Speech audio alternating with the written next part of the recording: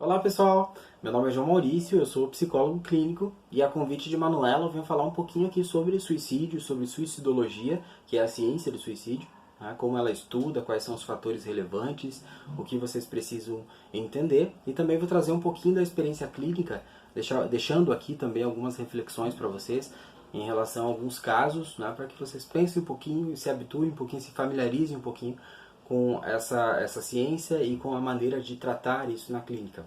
É óbvio que o suicídio ele desperta algumas crenças pessoais, ele também tem um impacto na vida pessoal e na vida profissional, né? Então é um tema que você precisa se sentir preparado para lidar. Se você teve algum caso na família ou se você mesmo teve algum tipo de ideação suicida, é importante que você leve para sua terapia para conversar sobre isso. Mas o mais importante é que nós precisamos falar sobre o suicídio sem tabus. Né? Os tabus acabam alimentando, né? O silêncio, aliás, acaba alimentando os tabus, acaba alimentando o preconceito e vai deixando as pessoas cada vez mais isoladas e mais solitárias. Isso contribui com certeza para a crescente dos casos de suicídios no Brasil e no mundo. Eu separei algumas coisas, às vezes eu vou olhar um pouquinho para baixo aqui só para seguir uma lógica do pensamento para a gente não se perder tanto e seguir essa lógica aqui no vídeo, tá bem? Então a primeira coisa que eu queria falar é realmente sobre a suicidologia, mas para a gente não cair na armadilha de falar sobre o suicídio de uma forma muito superficial. Então nós precisamos entender que existe muita literatura relacionada à suicidologia, precisa ser compreendida, né? Tem alguns nomes importantes aqui no Brasil. Depois Neuri Botega, que é um nome muito importante com certeza da psiquiatria, escritor de um livro muito importante aqui no Brasil sobre essa ciência, né? Tem o Abraham, que eu não me esqueço o sobrenome dele, mas depois eu posso passar para vocês, que também tem um livro sobre suicídio, é um livro muito importante. Então, se você está interessado nesse tema, é importante que você também conecte um pouquinho com a literatura que fala sobre suicídio, para que você possa ajudar mais tecnicamente as pessoas que te buscam com essa demanda, com a ideação suicida, ou até mesmo familiares que passaram por isso ou estão com situações, né, desesperadoras ali que a ideação suicida está aparecendo, tá? Então a primeira coisa que a gente precisa entender é um pouquinho da história do suicídio. A visão do suicídio mudou socialmente. Então nós tínhamos ali no início, né, nas eras anteriores, nós tínhamos a visão do suicídio, por exemplo, como possessão demoníaca. E aí quem for estudar um pouquinho da história vai perceber isso, não é? A visão do desespero, como se fosse o próprio diabo que está ali agindo na mente dessa pessoa, né? Nós tivemos momentos da história em que o suicídio era punido, não é, em sociedade, então o cadáver da pessoa era lá. Quem fala muito disso é Neuri Botega, não é? Como ele escreve no livro dele. Então é muito importante entender um pouquinho como que essa história foi migrando, ela foi se transformando ali ao longo da história da humanidade. Então, nós chegamos a um ponto em que, é lógico, a ciência se atualizou muito mais, e nós chegamos a um ponto em que nós começamos a ver mais a dor humana. Começamos a entender que a dor humana leva ao suicídio. O suicídio é uma tentativa de fuga dessa dor. É esse desespero, essa dor humana que faz com que a gente fuja de algo que é neurologicamente programado, que é a luta pela sobrevivência. Então é basicamente antinatural, digamos assim, alguém tentar um suicídio. Mas quando a pessoa tenta suicídio é porque ela chegou a um nível de desespero, de dor, tamanho que ela já não consegue mais lidar com aquilo e ela precisa fugir dessa dor. E também ela se desconectou com as outras fontes de prazer da sua vida, as outras fontes de energia da sua vida, né? Então ela já não está mais conectada com isso e a última fonte de energia é a própria vida e que ela vai tentar se desconectar ali como uma tentativa de fugir dessa dor insuportável, né? Por isso, por exemplo, os momentos de desespero são fortes gatilhos. Aqui é o momento em que a parte racional ela se desliga um pouquinho e a pessoa não consegue pensar para além de fugir daquela dor insuportável, esmagadora que está acontecendo naquele momento, né? Então a gente precisa entender o momento de desespero, inclusive para prevenir uma crise suicida. Então é importante compreender isso. Mas ainda na suicidologia é importante entender essa história do suicídio para a gente chegar aqui no Brasil, nessa época, onde os casos já são relatados, né, são mais relatados, mais amplamente relatados. Nós temos uma crescente de casos de suicídio no Brasil. A pandemia talvez startou um pouquinho isso mais, né? Nós temos mais casos durante a pandemia, devido muito à dificuldade também das pessoas de lidarem com as suas emoções, durante o isolamento social, as dificuldades financeiras, ao desemprego, etc., né, a convivência, tudo isso que acabou gerando uma dificuldade maior de lidar com as emoções, e a gente sabe que por trás do suicídio que a gente fala existe a pouca cultura, né, mundial, eu digo, não é só no Brasil, mas uma cultura fraquíssima em relação à saúde emocional. A gente sabe que se a relação com a saúde emocional fosse melhorada no Brasil, nós teríamos números mais baixos, né, em relação ao suicídio. Infelizmente não é isso que acontece, então isso tem uma disparada na pandemia, porque as pessoas precisaram lidar mais com suas emoções. Todos aqueles fatores distrativos que existiam, né, ir para um barzinho, ir para o cinema, e etc., eles começaram a ficar privados, né, e a pessoa precisou ficar ali sozinha com suas próprias emoções, e isso com certeza startou mais crises suicidas. Né? Mas é importante entender que por trás do suicídio existe uma cultura fraquíssima relacionada à saúde emocional, e aqui talvez seja a nossa missão como psicólogos, que é atuar nesse ramo, psicoeducar as pessoas, abrir as portas do consultório e mostrar a psicologia para as pessoas, mostrar que, segundo a OMS, 9 de 10 casos de suicídio poderiam ser prevenidos. Né? Então olha que interessante. Então, se a gente conseguir tirar a psicologia do consultório e mostrar para essas pessoas que elas podem buscar ajuda e que existe uma ciência que estuda isso e que pode ajudá-las, eu tenho certeza que elas buscarão ajuda. Então, acho que faz um pouco parte da nossa missão mostrar a ciência da psicologia para o mundo. A ciência não precisa ficar fechada ali numa caixinha como se ela fosse um bem muito precioso e nós fôssemos seres iluminados que precisássemos guardar esse bem. Não é exatamente assim, não é isso que eu acredito. Né? Eu acho que a população pode se beneficiar também com a psicologia. E ainda eu acho, por exemplo, um absurdo que a gente não tenha aula de saúde emocional no ensino médio. Eu acho um absurdo isso, mas infelizmente é uma coisa que talvez não esteja sob nosso alcance. Hoje as escolas conseguem incluir um pouquinho mais no trabalho da psicologia, mas falta muito ainda para a gente conseguir uma cultura mesmo de prevenção ao suicídio que comece com uma infância saudável, com uma adolescência saudável, até chegar a uma adultice saudável. Né? Então, isso é muito importante. Bom, vamos lá. Falamos um pouquinho aqui da história, nós precisamos falar dos números também. Né? O Brasil, infelizmente, os números de suicídio crescem no Brasil. O Brasil consegue relatar mais atualmente, né? Alguns estados brasileiros conseguem relatar mais, mas a verdade é que o Brasil faz parte dos 13% dos países em que os números de suicídio crescem. Então, isso segundo dados da OMS. Então é importante se atentar para isso. Isso está totalmente conectado também às políticas públicas. Né? Qual é o acesso do indivíduo, né, aos programas de segurança social? Por exemplo, se esse indivíduo perde um emprego, ele tem uma garantia do governo ou enfim, algum tipo de segurança social para que ele não entre em desespero, para que ele não pense que aquilo é o fim da vida dele? Né? Talvez ele não tenha esse acesso. Então isso é importante refletir aqui. Tá? Independente da sua posição política, é importante refletir em relação a políticas públicas. Né? Nós, como psicólogos, agora, no momento de eleições, precisamos pensar sobre isso. Então, o psicólogo lá, aliás, o vereador, ele cuida do asfalto da cidade, da iluminação da cidade, ele arruma aquela pracinha, tudo que está ali não é visível. Mas será que as políticas públicas relacionadas à saúde estão sendo cuidadas? Nós precisamos, como psicólogos, se posicionar. Nós precisamos ter algum tipo de posição em relação a isso para que a gente consiga influenciar, inclusive, as eleições. Para que a gente traga pessoas que ajam de acordo em relação às políticas públicas, ao acesso ao CAPS, etc. Não é? Como é que é o acesso desse indivíduo? Como é que estão os profissionais lá dentro? Estão sendo bem cuidados? Não é? Enfim, tudo isso tem que ser pensado, e quem faz isso, quem tem gerenciamento das políticas públicas, são os políticos.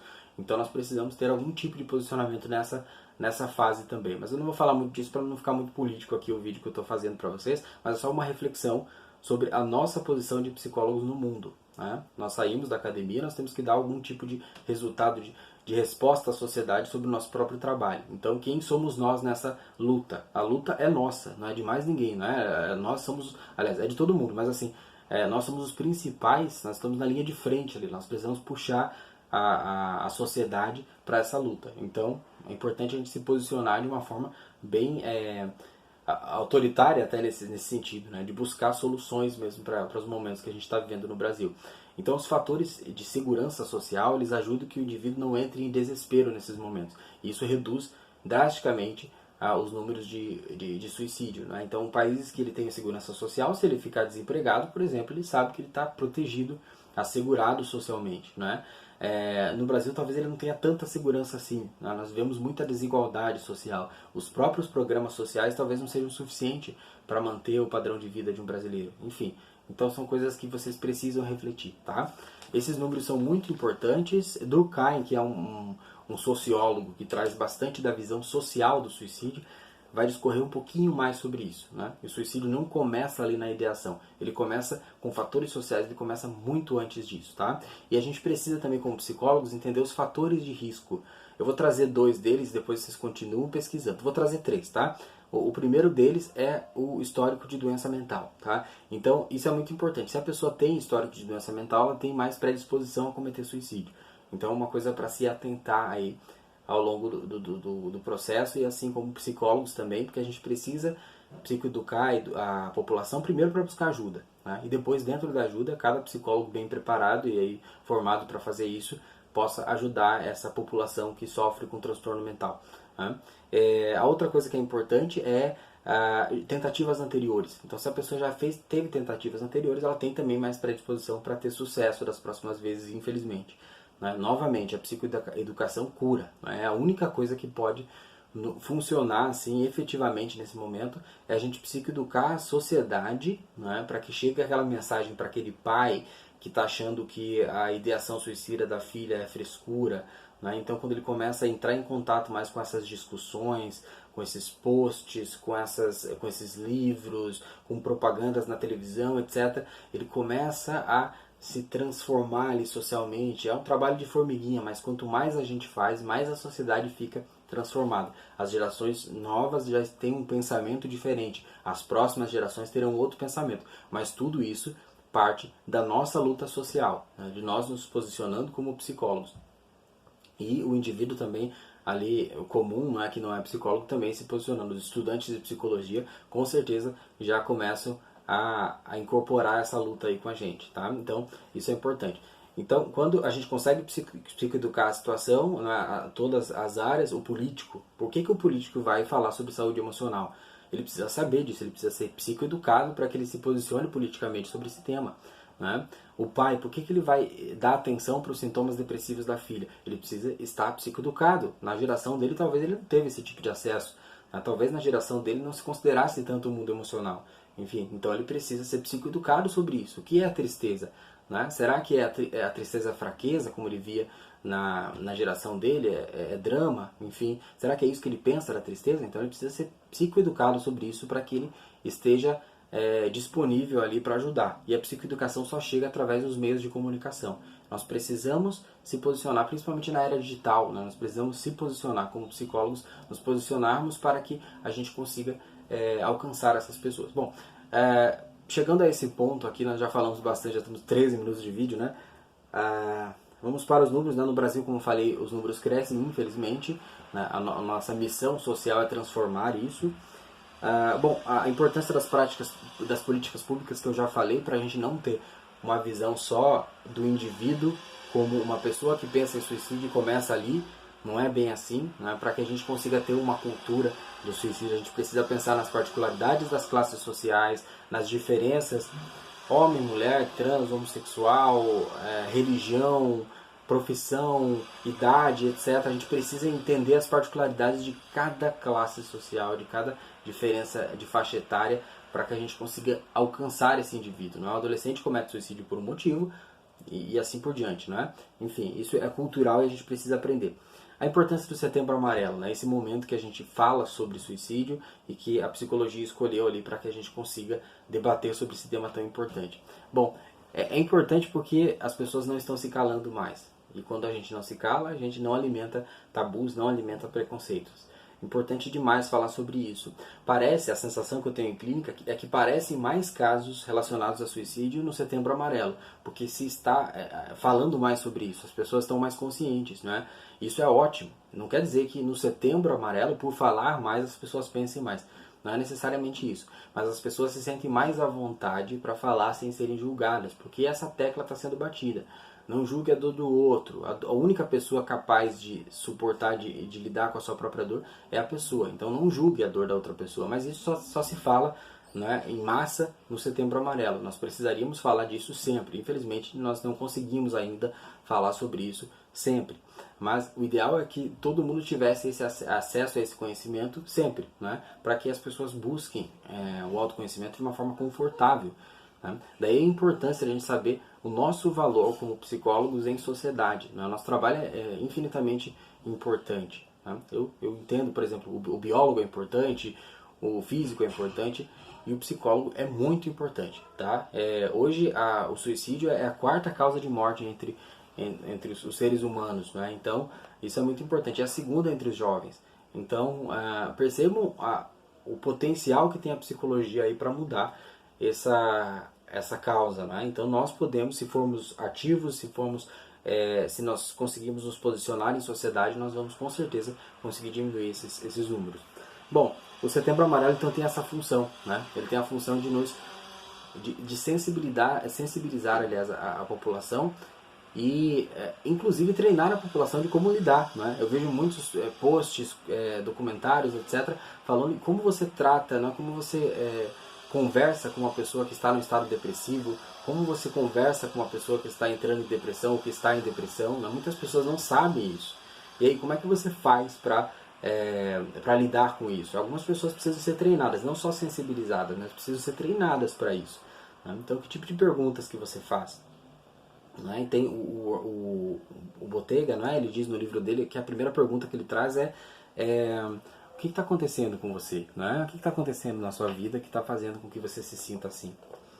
E aí a pessoa começa a se abrir. Agora perceba que para que alguém se abra com você, você precisa criar intimidade com essa pessoa. Então, se você nunca teve intimidade com alguém e você convida ela para intimidade bruscamente, ela não vai se abrir para você. Né? Nós, como psicólogos, sabemos disso, somos conscientes disso. A população talvez não seja. Mas aí, por isso a gente sempre bate na mesma tecla de os pais se aproximarem dos filhos, criarem intimidade, terem confiança, criarem conexão para que sejam entendidos. Né? Eu sempre uso esse exemplo em terapia. Se você fala comigo pelo WhatsApp e a conexão não está boa, talvez a mensagem demore para chegar, talvez nem chegue. Né? Se a conexão está boa, ela chega rapidamente, eu vou entender e está tudo bem. Né? Mas no mundo psicológico acontece muito parecido com isso. Se você não tem conexão, se você não tem intimidade com aquela pessoa, não adianta você falar com aquela pessoa porque não vai funcionar. Daí a premissa básica do psicólogo clínico, que é o estímulo do relacionamento interpessoal saudável, do elo terapêutico, para que a pessoa se sinta confortável para passar uma demanda tão difícil que é uma ideação suicida. Algumas pessoas vão ser mais abertas, vão falar na primeira sessão, outras pessoas vão demorar 6 meses, algumas pessoas demoram, assim, isso é uma experiência como psicólogo, algumas pessoas demoram 1 ano para falar que em algum momento da vida delas pensarem em suicídio.